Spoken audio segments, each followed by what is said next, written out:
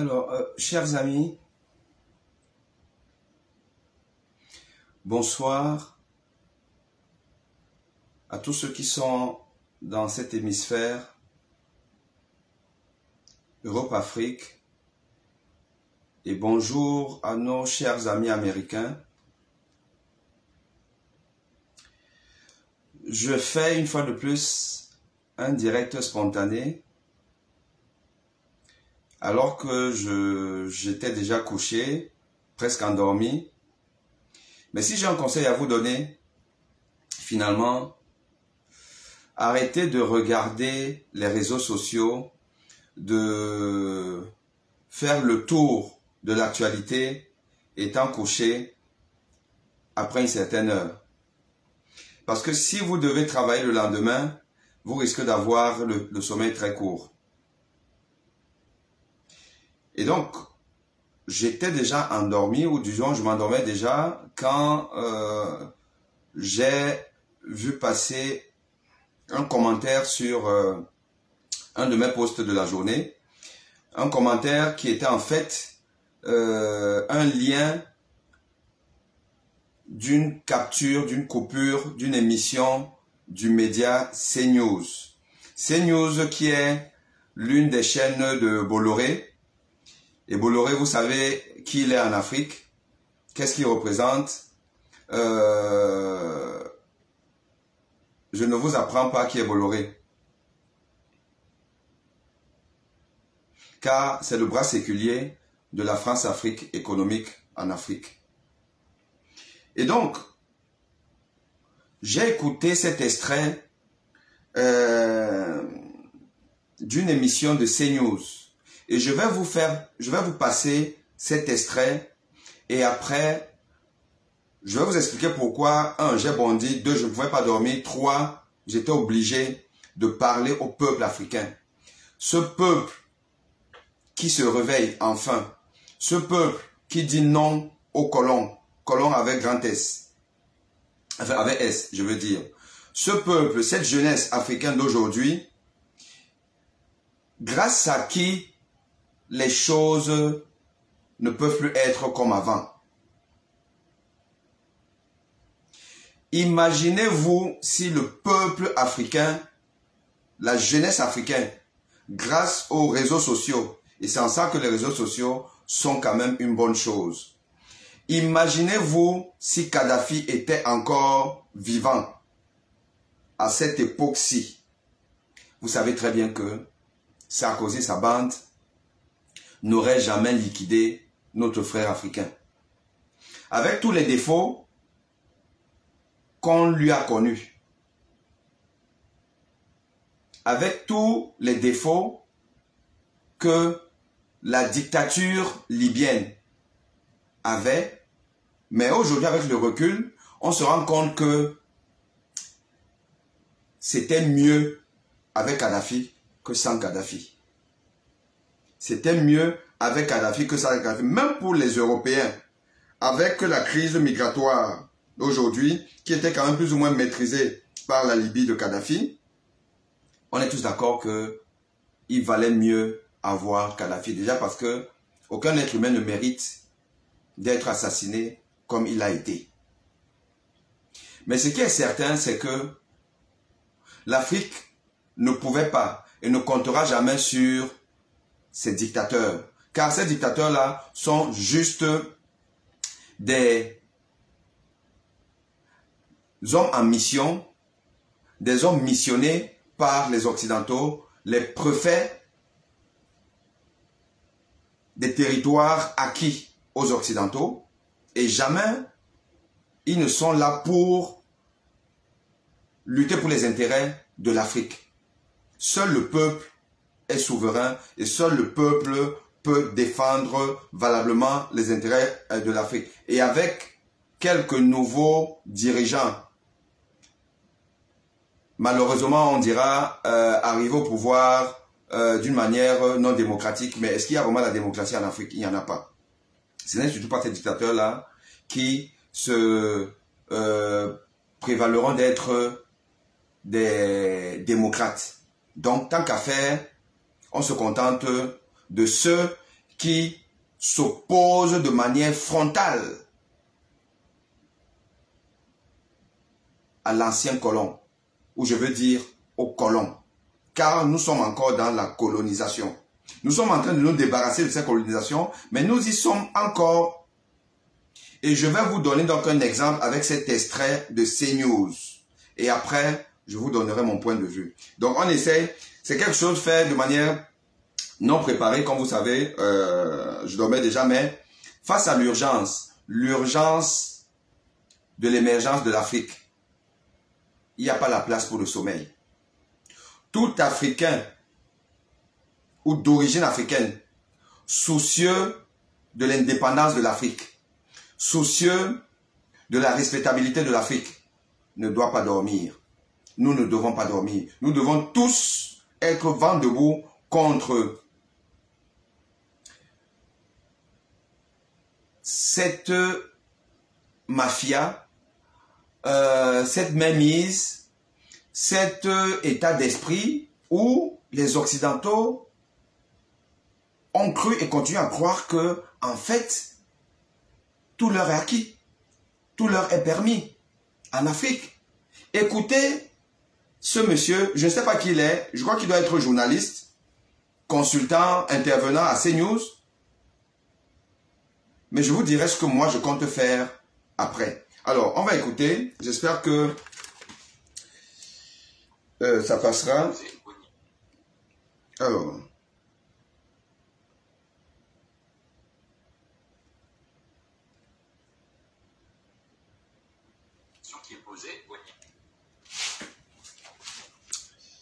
Est-ce que ça passe? Ah, un petit problème technique. J'essaie de voir comment je fais ça. Ah, il y a un petit souci.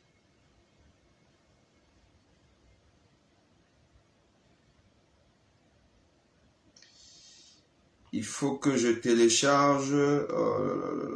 Attendez. Pourquoi ça passe pas?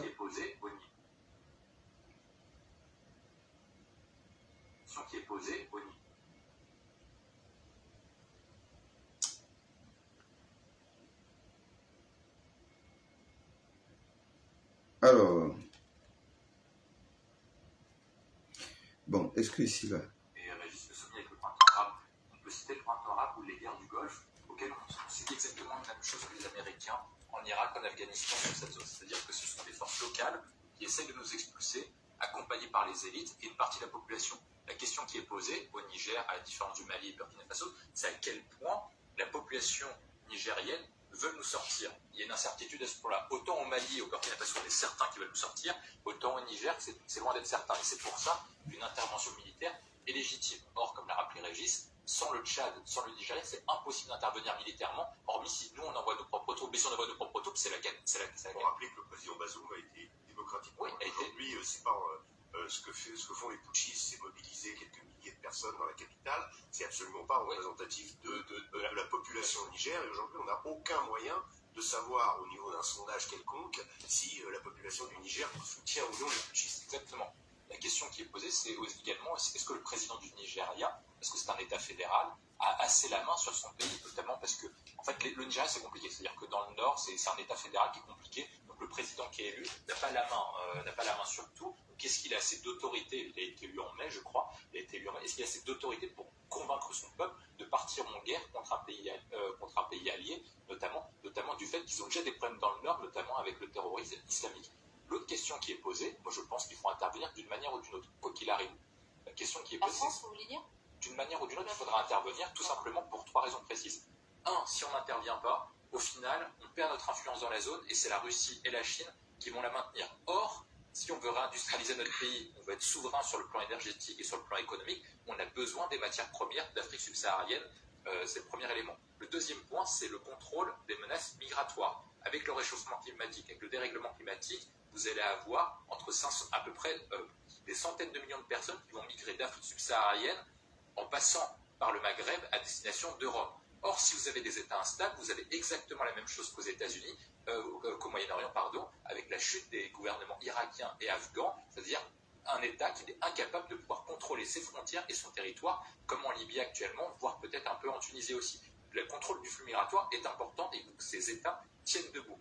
L'autre point, c'est la question de la menace terroriste, c'est-à-dire que si par cas vous avez des États instables, plus des problèmes économiques et de migration, vous avez une menace, que ce soit des personnes islamiques. Cette menace terroriste, elle est installée on l'avait sacrément réduit, c'est-à-dire qu'elle était assez minime. Il y a AQMI, il y a Al-Qaïda, qui sont présents notamment au sein de la zone précise qu'on nous cite, entre le Nigeria et entre le Niger. Donc cette zone est ultra importante. Si l'État nigérien du Niger saute, eh ben, il y a un risque de résurgence de menace islamique. Et dans ce cas, de toute façon, on interviendra. Voilà.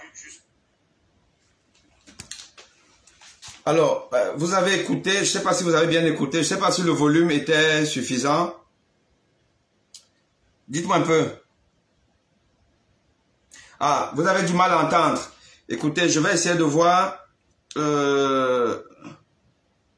Vous avez du mal à entendre en termes de volume. Attendez, je vais voir si le volume est où là.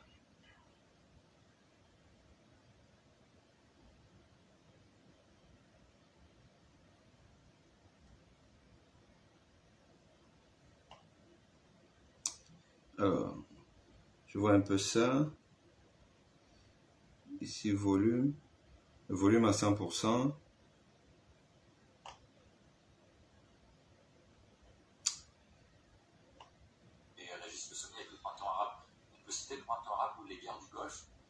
On subit exactement la même chose que les Américains en Irak, en Afghanistan, sur cette zone. C'est-à-dire que ce sont des forces locales qui essayent de nous expulser, accompagnées par les élites et par la population.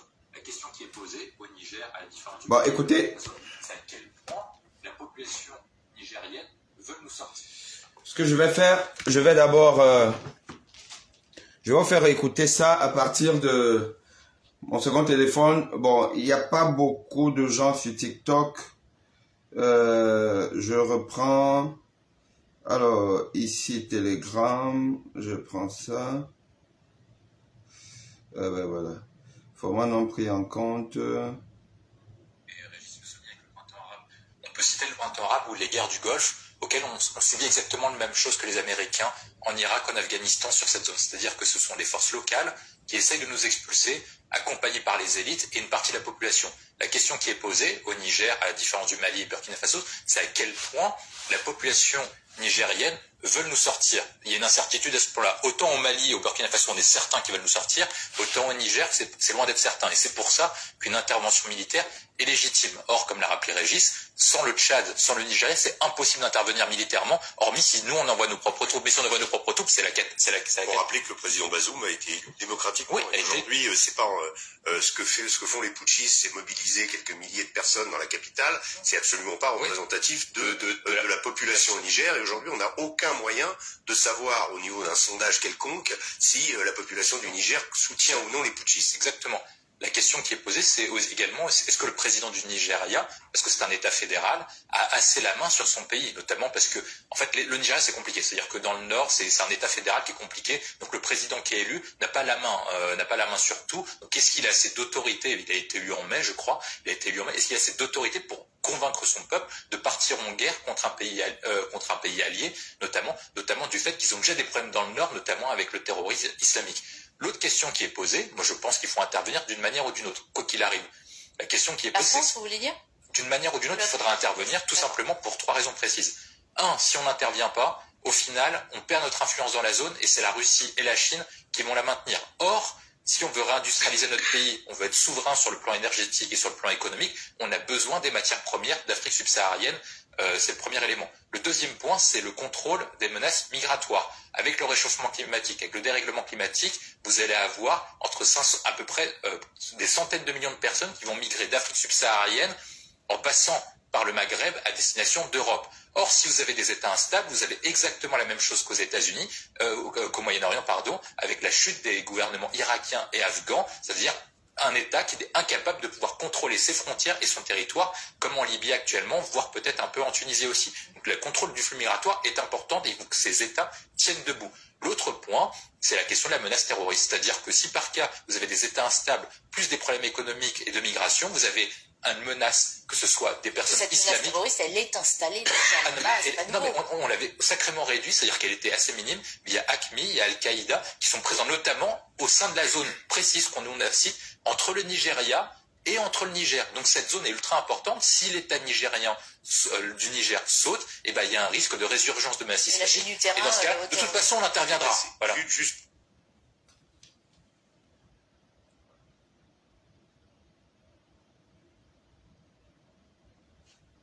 Alors, vous avez écouté.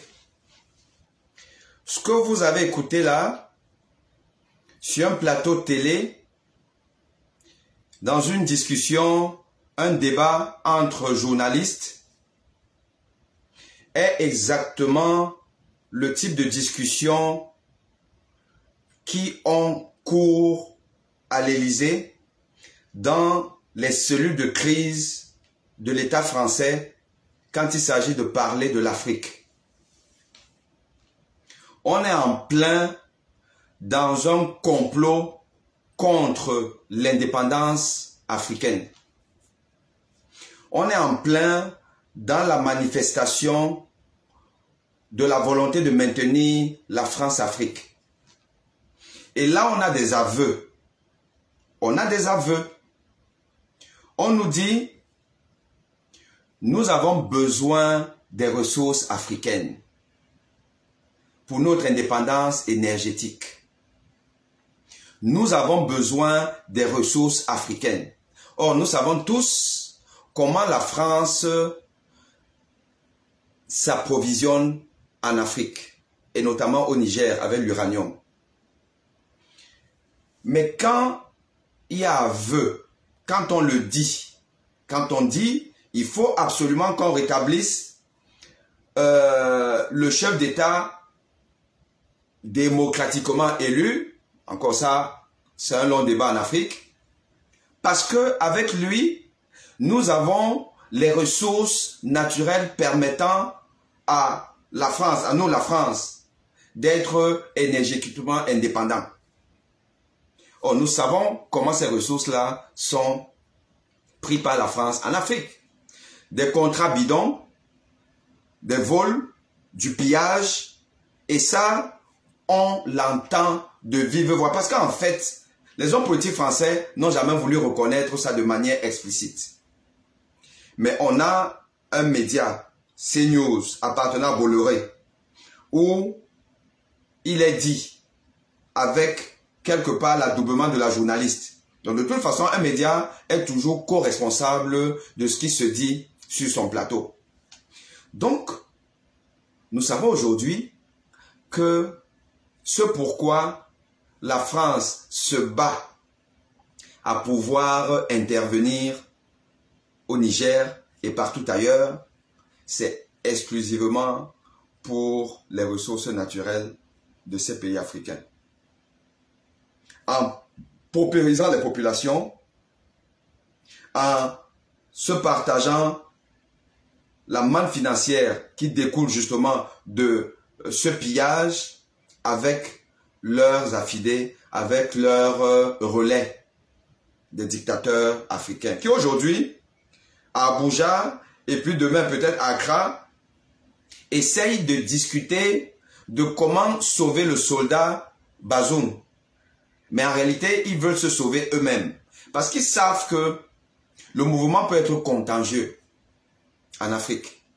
Et donc, ils essayent de sauver leurs intérêts, leur pouvoir acquis malhonnêtement, antidémocratiquement, par les changements des constitutions et bien d'autres subterfuges, avec donc l'aide et l'adoubement de l'Élysée. L'Élysée qui nous dit à travers Bolloré, qui est quand même le bandit français d'Afrique, celui qui a largement pillé l'économie africaine. Et donc, sur le plateau de Bolloré, on nous apprend que, en fait, nous sommes obligés d'intervenir. Nous sommes obligés d'intervenir parce que on n'aura plus l'uranium. Et moi, parce que je laisse les trois autres, ou les deux autres raisons, parce qu'il a dit qu'il y a trois raisons pour lesquelles il faut intervenir. Parce que les autres ne sont que la conséquence de celle-là. Parce qu'on sait que le flux migratoire, il faut contenir ça. Mais vous ne pouvez pas contenir des gens qui sont affamés, qui n'ont plus rien à perdre chez eux. Parce que chez eux, il y a les nouveaux blancs d'Afrique. Ces dictateurs incompétents qui ne pensent qu'à eux et à se soigner en Occident. Et qui laissent la population exsangue. Qu'est-ce que vous voulez? Un Africain qui n'a plus rien à perdre chez lui. On lui dit que, bon, déjà pour arriver jusqu'au bateau, tu vas passer par voilà, le Sahara, par la Tunisie et tout. Tu risques d'être capturé, fait esclave ou je sais pas trop, et tu peux mourir. En plus, si tu as la chance de monter dans ces bateaux de fortune, tu n'es pas sûr que les requins ne vont pas finir avec toi. Mais quelqu'un qui n'a plus rien à perdre, ben, tout ça là, ça lui dit rien. Il veut aussi aller là-bas. Et donc, l'Europe est obligée et sera obligée de faire face à l'arrivée massive des clandestins. Sauf si elle cesse de piller les ressources africaines, parmi lesquelles l'uranium du Niger. Donc tout ça, ce n'est que mécanique. Mais ces gens-là, qui le savent, mais qui n'ont pas autre choix que de voler, parce que quelqu'un qui n'a pas les moyens, qui vit au-dessus de ses moyens, mais il va être obligé de voler. C'est comme tous ces voleurs d'Afrique là. On voit, quand vous vivez au-dessus de vos moyens, mais vous ne pouvez que voler. C'est des dirigeants politiques italiens qui avaient dit que sans l'Afrique, la France ne serait même pas 20e puissance mondiale. Ça, on le sait. Et donc, ils sont en panique. Mais maintenant, nous les Africains, ou les Africains d'origine, cessons juste de faire un constat. Cessons juste de constater que, oh, ils nous pillent, oh, non, oh, le Al-Qaïda, ils s'en foutent de ça. En fait, c'est l'uranium, ou alors l'or de Centrafrique, l'uranium du Niger, l'or de Centrafrique, la bauxite de, je sais pas trop, du Congo, ou ainsi de suite, là, qui veulent, et ils prennent même, on pleure, on pleure, on pleure. On a pleuré les mallettes d'argent de Bongo, amenés en France. On a eu l'avocat Borgi qui a fait des confessions. Nous avons tous entendu. Peuple africain, pourquoi nous nous contentons juste de pleurer? Pourquoi nous n'agissons pas? Moi, aujourd'hui, je me dis que peut-être que j'aurais dû faire une carrière d'avocat au lieu de faire la carrière de médecin. J'aurais dû être un juriste, un avocat, pénaliste. Mais j'aurais traîné les Européens dans toutes les juridictions mondiales. Parce que l'aveu qu'on a eu de Borgi sur les mallettes d'argent de Bongo, et on a eu même les aveux de Bongo, en citant les noms. Mais les avocats et juristes africains là, mais je ne vous comprends pas. Vous dormez? Vous dormez? L'Afrique aurait déjà, et notamment par exemple le Gabon, aurait déjà porté plainte contre l'État français. Les hommes politiques français, tous partis confondus, parce que tous mangeaient. Les Gabonais sont pauvres, en dessous du seuil de pauvreté. Mais leurs milliards arrosaient les hommes politiques français. Le président gabonais, un vrai nègre, était fier de le dire que j'avais le pouvoir. Mais Bongo décidait de qui va être au gouvernement et qui ne va pas être au gouvernement français. C'était la colonisation dans l'autre sens. Mais, là où il oublie qu'il était bête, c'est que c'était une colonisation inversée à coups de milliards. et à coup de paupérisation de son peuple. Alors que quand les Blancs nous colonisent, non seulement ils nous dirigent, ils nous dictent ce qu'il faut faire, mais ils volent aussi nos biens. Et ils volent ça pour enrichir leur pays, pour enrichir leur population, leur peuple. Voilà la différence entre le blanc et le noir.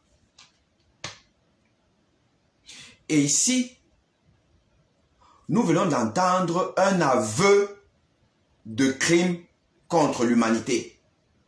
Vous allez intervenir, parce que vous ne pouvez pas intervenir comme ça là sans qu'il y ait des casses. Il y a des gens qui vont mourir, des civils qui vont mourir. Donc vous voulez intervenir pour voler l'uranium.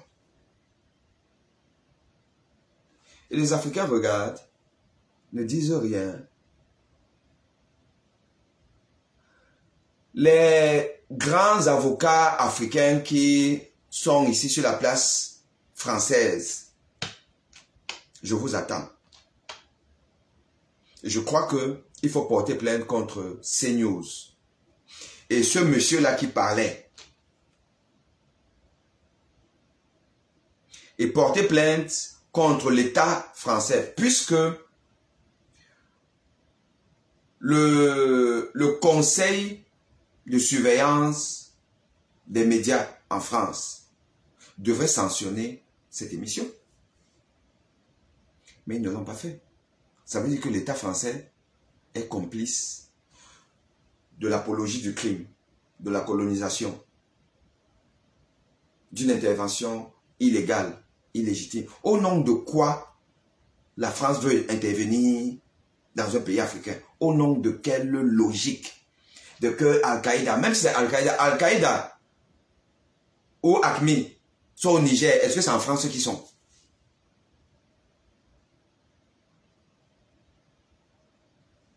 Sous quel mandat la France devrait intervenir au Niger? Le mandat onusien ou le mandat sarkozien? Mais je dis encore que nous les Africains, arrêtons de ne pas être offensifs. Arrêtons d'être des caliméros qui pleurent et ne font que pleurer sans rien faire. Et en fait, le combat de l'Afrique se joue en Afrique, mais il se joue aussi en Occident. Nous devons nous mobiliser. Et je dis encore que moi, je ne suis pas juriste. Mais avec ma petite notion de bon sens, je vais porter plainte contre CNews. Je vais porter plainte contre CNews. Si je peux être accompagné, tant mieux. Si les avocats africains de France, ce n'est que des dormeurs, c'est leur problème. Mais CNews doit être attaqué. On ne peut pas tolérer ça. C'est inadmissible. On ne peut voir ça sur aucun plateau télé au monde, parlant par exemple d'un pays occidental, de la France notamment. Que nous devons intervenir en France, forcément parce que on a besoin de ces ressources pour être indépendant énergétiquement. C'est de ça qu'il s'agit. Voilà. Donc, on comprend encore pourquoi le Bazoum là, comme il est au chaud là-bas, il est au chaud. Bon. Qu'on le garde bien au chaud pendant plusieurs mois, voire même des années. Parce qu'il est mieux loti que tous les Nigériens qu'il a matés, puisque la grève, les protestations, les marches publiques étaient interdites au Niger depuis l'épopée de son prédécesseur. Et ceux qui osaient, ils n'avaient pas le traitement de Bazoum. Hein. Eux, ils étaient vraiment molestés, voire tués. Donc lui, il dort, il est avec sa femme, il a le petit déjeuner, il a le déjeuner, il a le dîner. Bon, le médecin vient même là-bas le soigner. On ne sait même pas trop, mais il est même... mais entre ces Africains nigériens et les peuples de ces dictateurs qui sont en train d'embrouiller là à Abuja, ces peuples-là, affamés, qui cherchent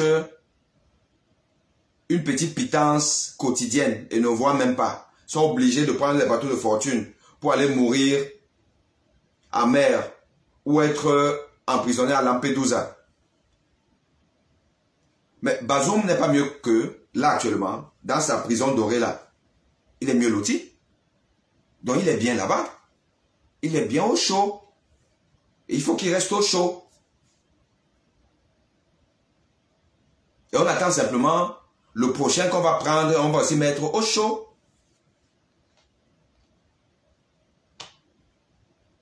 Non.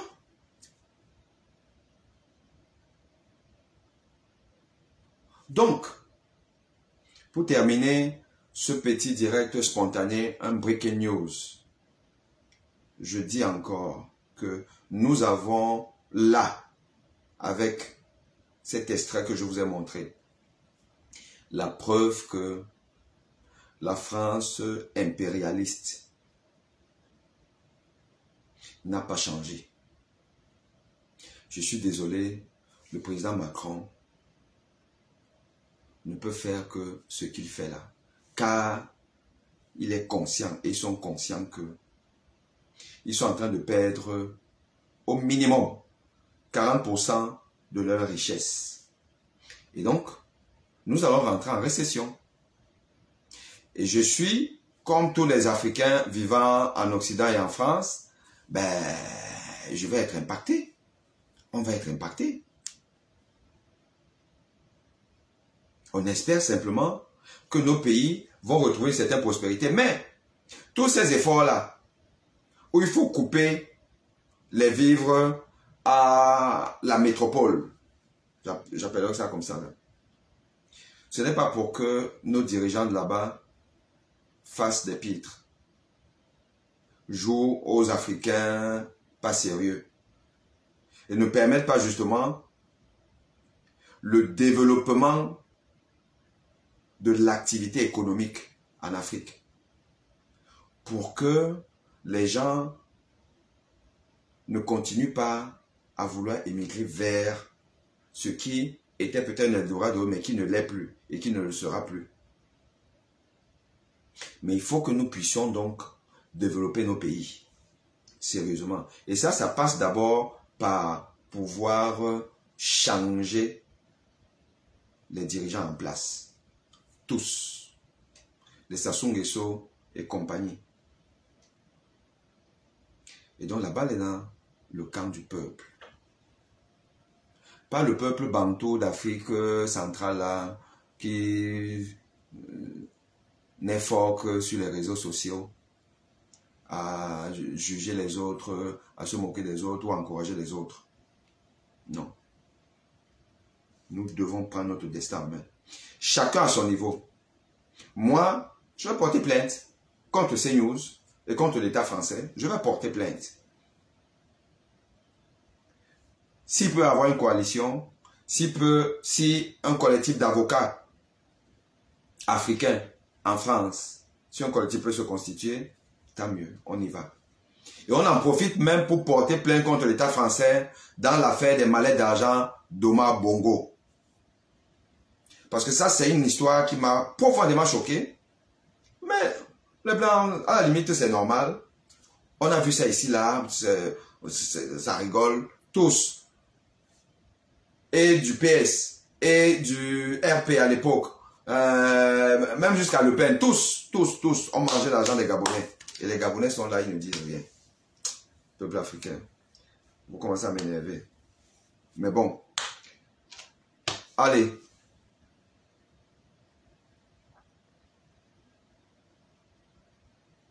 Non, La teneur, c'est Agrifam qui dit, vous imaginez la teneur des discours qui tiennent à huis clos.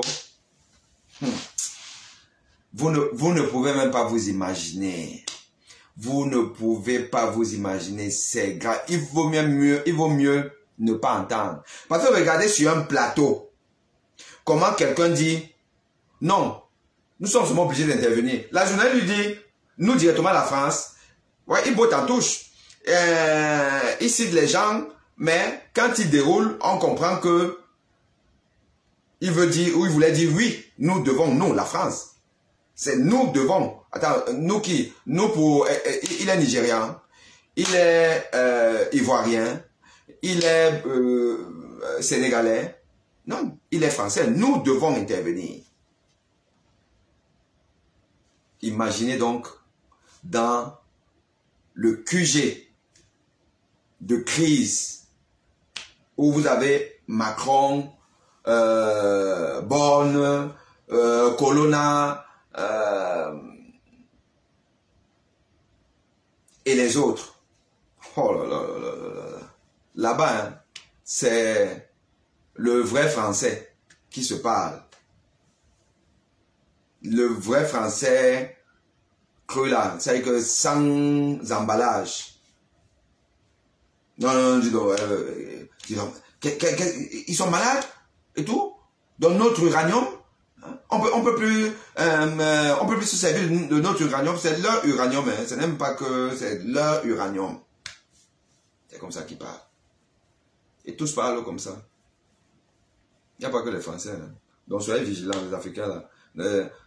Cessez vos réflexes là de vouloir quitter un maître pour un autre maître. Dans les relations internationales, il n'y a pas d'amis. Il n'y a que les intérêts. Dans Boutoukou, comment vous dites même ça? Nadame Fondos, Nambutu, enfin, bref. Que je ne suis pas un vrai Camerounais. Mais il y a une expression là. C'était même la Piro Mbanga, je pense. Si tu dors, ta vie dort. Si tu te laisses frapper, ben, l'autre te frappe. Hein. Ils ont toujours fait ça parce que ça s'est toujours passé comme ça avec tous ces villageois de chefs d'État. Bon, allez. Prochainement, je vais vous parler, toujours en s'élevant de l'actualité des visas. La réciprocité qu'a imposé le Mali à la France à propos des visas et tout. Je vais vous parler, mais je pensais déjà savoir le dossier visa Afrique-Occident. Y a-t-il équilibre de chance d'obtenir un visa occidental pour un Africain et africain pour un occidental? Est-ce que nous sommes dans un équilibre parfait? Je crois que vous avez la réponse à ça. Mais quelles en sont les causes? Et pourquoi ça se passe toujours comme ça? Et qu'est-ce qu'il faut faire? Parce que nous devons rééquilibrer tout. L'ordre mondial doit changer.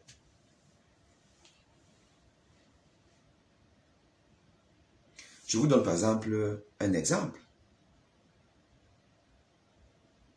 Est-ce que vous savez que le Français qui veut se rendre à Dakar, il monte seulement dans l'avion, il arrive à Dakar, il passe la police des frontières comme en disant seulement bonjour. Demandez à un Sénégalais de venir en France,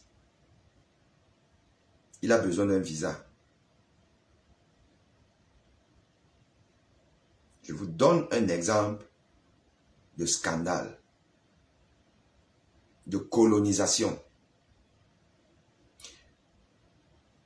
de négritude,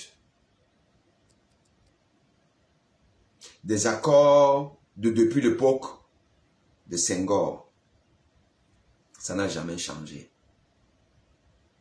Jusqu'au jour d'aujourd'hui, le Français n'a pas besoin de visa pour aller au Sénégal, mais le Sénégalais a besoin de visa pour venir en France. Donc, nous allons parler de ce sujet qui est l'une des déclinaisons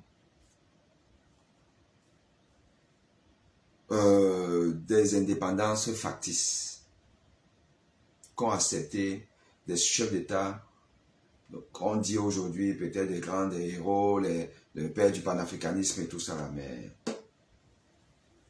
les Senghor, les Houphouët-Boigny, les Sékou Touré, il y a encore qui là, les Ahidjo et tout ça là. Bon, ils ont fait ce qu'ils ont pu à une époque peut-être difficile, mais ils ne nous ont pas beaucoup aidés. Hein. Je suis désolé. Il faut revoir votre notion de panafricanisme là. Il y a rien que vous avez comme moi je suis dans mon pragmafricanisme. Il faut être un Africain qui aime l'Afrique et qui veut voir l'Afrique grandir en étant pragmatique. Pragmatique. Le pragmatisme voudrait que quand je suis là, je représente l'Afrique. Toi, tu représentes la Russie, tu représentes je sais pas trop quel pays là. Oh bon machin, bon, on va vous donner le blé. Bon, il vous manque encore, on va vous donner ceci là. L'aide au développement. Je te dis non, petit. Non, c'est fini ça. C'est fini, non. Je veux pas que tu me donnes. Ne me donne rien. Parce que toi-même, tu as des problèmes. Toi-même là, si on va regarder maintenant tous les indices de développement, on va se rendre compte que ta population même, il y a des gars qui sont là-bas qui sont même peut-être plus malheureux que mes gens. Donc tu vas me donner quoi? Tu n'as pas déjà fini de nourrir ta population. Tu dis que tu vas venir me donner. Parce que tu m'aimes beaucoup. Non, je ne veux pas que tu me donnes. Tu me vends. Bon, ce que tu veux dire que tu vas me donner là, ça coûte combien? Voilà. Alors, non, tu veux, toi, mon or, tu veux que je te donne l'exploitation de... Non. Comment je vais te donner l'exploitation de ça? Toi, tu vas déjà donner quelque chose pour exploiter chez toi. Que tu penses que je ne peux pas avoir la matière grise pour venir aussi faire des choses chez toi? Si je rassemble tous mes compatriotes qui sont à travers le monde là, qui ont fait des grandes études, tu crois que les tiens les dépassent? Non, ne me donne pas. On est dans le gagnant-gagnant. C'est ça le pragmatisme politique. Le pragmafricanisme. Quand vous commencez à parler comme ça là, au blanc, hein, comment que le type là, bon, il est devenu sage. Un peu plus. Et c'est ça que Ibrahim Traoré nous dit que bon, il veut faire. Bon, on croit, on est obligé de croire. Assimi Goïta et les autres, bon, on les suit, on voit, on est vigilant, on essaie de les soutenir comme on peut. Et puis, si ça peut faire boule de neige après, tant mieux. Ok, les gars. À très bientôt.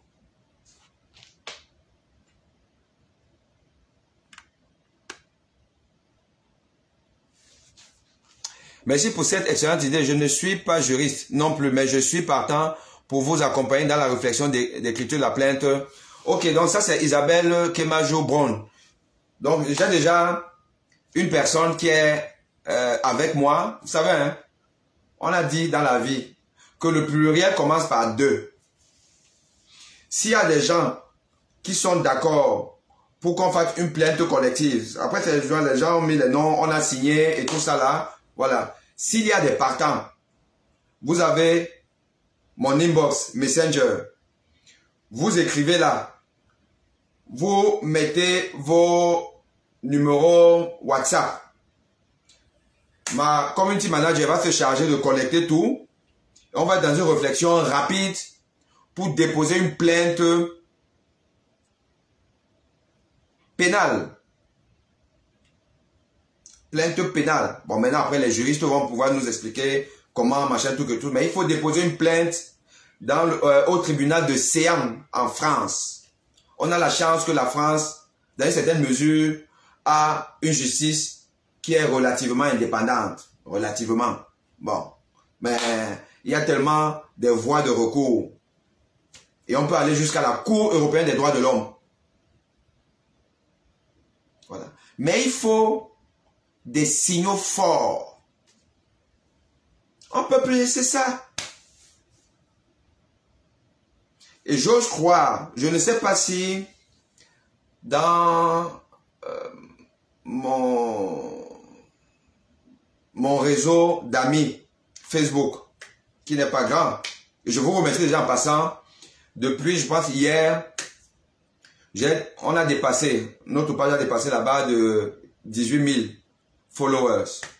Une page qui est réellement active depuis peut-être 1 an et demi. Bon, et vraiment, je vous remercie pour cette confiance. Et j'espère que nous allons grandir davantage. Et vous avez remarqué que je suis beaucoup dans l'engagement citoyen politique. Et pas vraiment dans l'enseignement ici. Mais je vais je vais peut-être revenir avec des enseignements ici. Mais les enseignements, je l'ai fait déjà sur TikTok et puis sur YouTube. Bon, mais c'est un peu ralenti ces derniers temps, mais je vais reprendre. Parce qu'il y a quand même urgence. L'urgence de pouvoir sortir l'Afrique de son chaos. Parce que quand il y a chaos, rien ne marche. Même la santé ne peut pas marcher. Donc je ne peux même pas vraiment exercer mon art pour les Africains en Afrique dans ces conditions. D'où mon engagement citoyen. C'était le dit politique, mais vous savez, la politique, elle est partout. Et si vous ne faites pas la politique, elle vous fera comme on dit. Donc, j'ose espérer que des Nigériens, s'il y a même un seul Nigérien qui va m'écrire en inbox sur Messenger, me donner son contact, qui soit dans notre collectif, des Africains qui vont porter plainte contre CNews et l'État français pour apologie du crime, apologie de la colonisation et détournement des biens publics africains.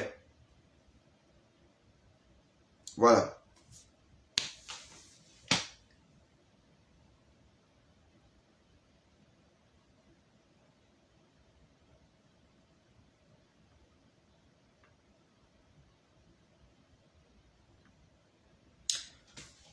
Allez, au revoir les chers amis.